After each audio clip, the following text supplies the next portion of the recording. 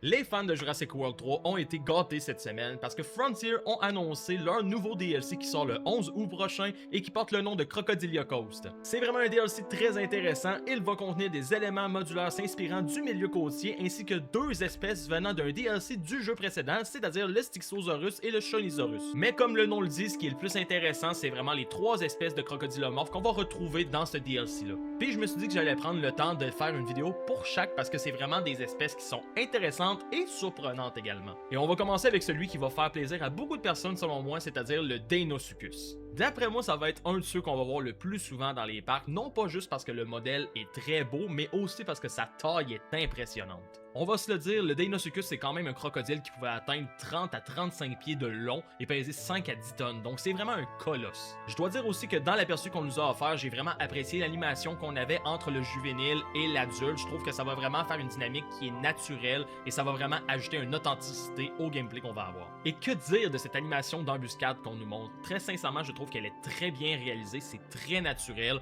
et j'ai hâte de voir aussi à plus grande échelle qu'est-ce que ça va donner. Parce qu'on s'entend, Postosuchus c'est un animal qui est quand même de taille moyenne, donc j'ai très hâte de voir la dynamique que ça va avoir avec un dinosaure par exemple de grande taille comme un hadrosaure ou quoi que ce soit d'autre. Personnellement, je dois le dire, j'ai très hâte de pouvoir intégrer le Deinosuchus dans le sandbox que je suis en train de faire et je sais exactement où je vais le placer. Et sur ce, on se retrouve dans une prochaine vidéo pour découvrir le prochain crocodilomorphe du DLC Crocodilia Coast qui sort le 11 août.